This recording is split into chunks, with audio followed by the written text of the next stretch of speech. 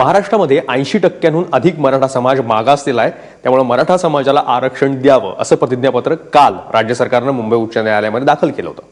कर्जबाजारी शेतकऱ्यांमध्ये मराठा समाजातल्या शेतकऱ्यांची संख्या सर्वाधिक असल्याचा दावाही सरकारने केला। मराठा आरक्षणासंदर्भात मुंबई उच्च न्यायालयात सुनावणी सुरू आहे। काल झालेल्या सुनावणीमध्ये राज्य सरकारनं तब्बल 2,500 पानांचं प्रतिज्ञापत्र सादर केलं।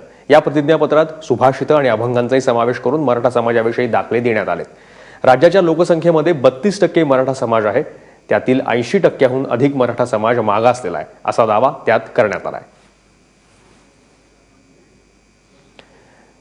त्यामुळे राज्य सरकारने आता मराठा समाजाचे मूक मोर्चे राज्यभरात मोठ्या संख्येने निघाल्यानंतर आपले प्रयत्न नव्याने सुरू केलेत आणि त्याचाच एक भाग म्हणून हे प्रतिज्ञापत्र हायकोर्टामध्ये राज्य सरकारनं काल सादर केलं आणि त्यात अनेक मुद्दे आणि अनेक अहवाल, अनेक आकडेवारी आणि त्यासोबत ऐतिहासिक काही दाखले आणि संदर्भ देऊन सुद्धा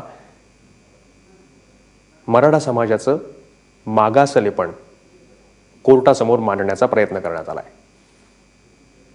काय काय या प्रतिज्ञापत्रामध्ये आहे? 80% मराठा समाज हा मागासलेला असल्याचा गोखले इन्स्टिट्यूटचा जो अहवाल आहे तोही सादर करण्यात आलेला आहे।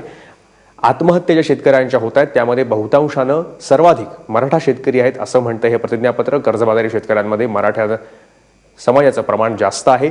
80% मराठा कुटुंबांचं वार्षिक उत्पन्न हे 1 लाखांपेक्षा कमी आहे। सरकारी नोकऱ्यांमध्ये मराठा समाजाचा टक्का घसरलेला आहे।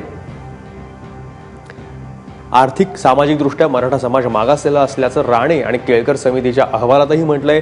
या अहवालांचाही दाखले देण्यात आलेत। बाबासाहेब आंबेडकरांच्या शूद्र नेमके कोण होते आणि धम्मक्रांती या पुस्तकातले सुद्धा काही संदर्भ देण्यात आलेत। संत साहित्य, पोवाडे, ऐतिहासिक पुस्तकांमधले दाखलेही पुरावे म्हणून सादर करण्यात आलेत।